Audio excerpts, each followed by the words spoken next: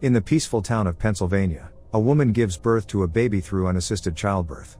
But unfortunately, as soon as that baby is born, the 3 men who helped in delivering the baby had to bury the baby alive in the field near their house. The next day, a group of boys is playing baseball, when their ball flies to the peacock's property. No boys dare to go and retrieve the ball, and instead, they continue with a new one. As they are playing, they accidentally discover a small hand protruding from the ground. In this way, the shallow grave of the baby has been exposed. Fox Mulder and Dana Scully are the FBI agents who have been sent to investigate the case. While they are at the crime site, the local sheriff named Andy Taylor comes to greet them.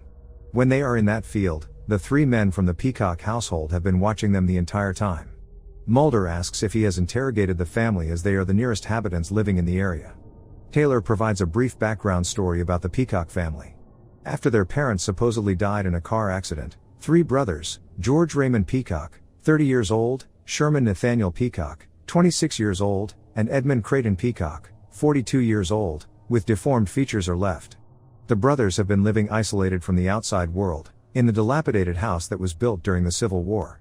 The house still does not have electricity or a heating system and is deprived of water service. They grow their own food, raise their own pigs, and breed their own cows. Taylor is an old-fashioned guy who wishes things to remain the same as they were in his hometown, but the graveness of the situation requires him to seek help from an external source. This is why Mulder and Dana are called, and Taylor wants to find the one responsible. Mulder and Scully ask to take a look at the body. The town does not have a lab or a morgue, so Taylor has kept the corpse in the fridge. Since he does not want anyone to witness the horrible state of the corpse, he leads the 2 to the restroom and lets them observe the corpse. Just one glance and Scully can tell that the child has been afflicted by a number of rare birth defects. The presence of dirt in the nose and mouth of the dead body indicates that the child was buried alive, and had suffocated and inhaled the dirt before dying. Scully is empathetic toward the mother who has to go through great misfortune as nature turns cruel to her child. When Mulder asks Scully if her family has a history of genetic abnormalities, she replies no.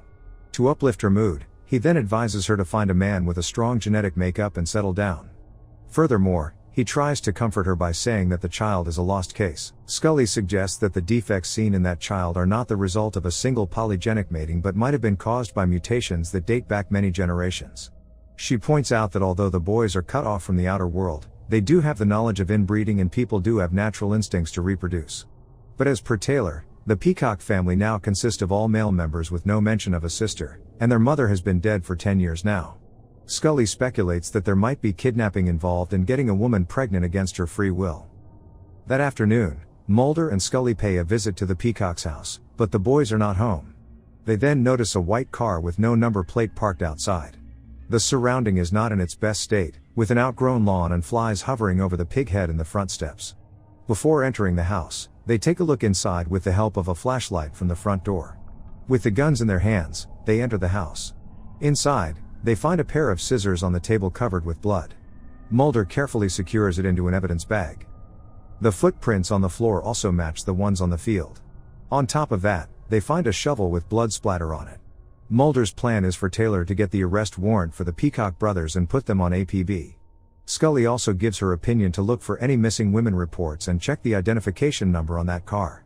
Mulder is positive that if the mother is alive, the sons will definitely take her with them. They look around the house but find no other soul. But in this darkened room, they failed to notice a pair of eyes watching them. At night, Taylor calls to inform them that he has issued warrants for the Peacock brothers and Deputy Barney Paster is working on the missing person reports. But the cases of abandoned vehicles are too many to look into. After ending the call, Taylor checks on his gun, which he has locked away, thinking that he might never need to take it out. Later, Taylor could not fall asleep and is in deep thought when his wife comes to get him. As usual, after entering the house, they do not lock the front door. Meanwhile, stuffing the wooden bats into their car and turning on the radio, the Peacock brothers set off in their car. After a while, Taylor rises from the bed to check the source of noise through the window. He sees a white car parked on the lawn. Immediately, he tells his wife to hide under the bed while he plans to get his gun. Before he could reach the room where his gun is, he sees someone walking through the front door, so he returns back to his bedroom. Thankfully, there is a baseball bat behind the door, and with the bat in his hand, he gets into the position and waits for the intruders. The door slowly creaks open. As soon as a man enters the room, he lands several blows on him with the bat. But it does not even leave a scratch mark. The other two men enter the room with their own bat and butcher Taylor with it. As a result, the floor is left with blood all over it.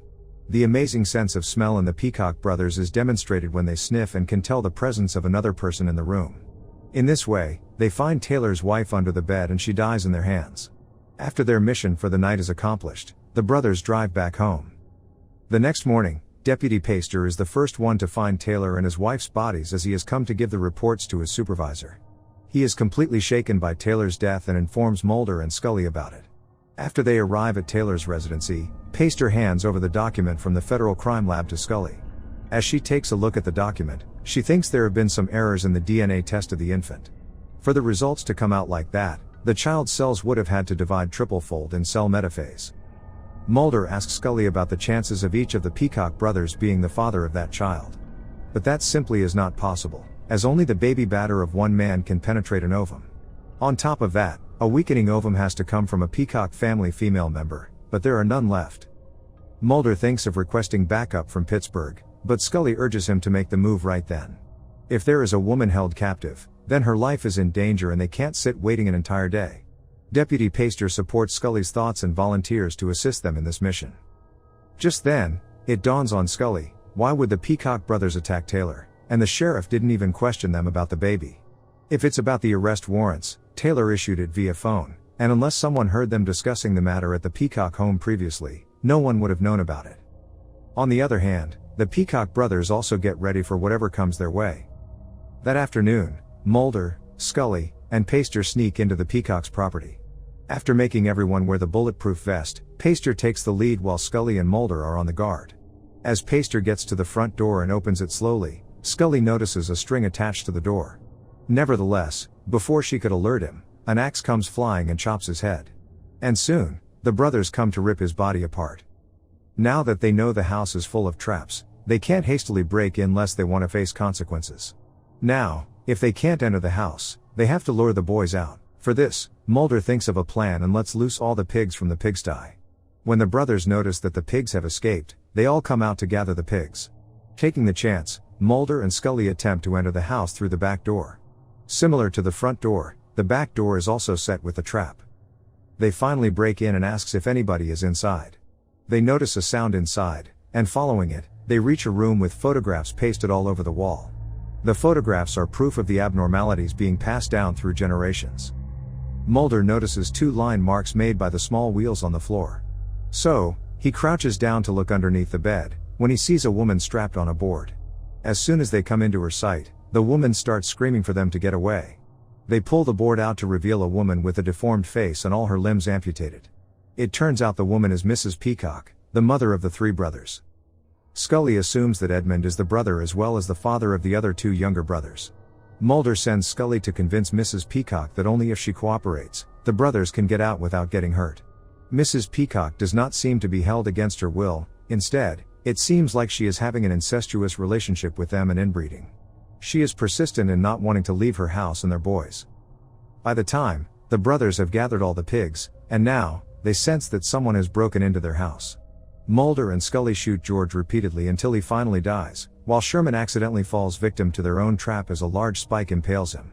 However, when they return back to the room, Mrs. Peacock is nowhere to be seen. The eldest son Edmund has already escaped with his mother. Immediately, Scully notifies the police and highway patrol. She is positive that this time, they will definitely catch them.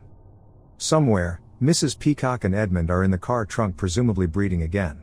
She remembers Sherman and George to be good children, but they have to move on and once again, start a new family, and create a place for the family to call their home. Then, as the story comes to an end, we see Edmund climb out of the trunk and drive away. Make sure to subscribe and turn on notifications so you can watch more videos like this. Thanks for watching.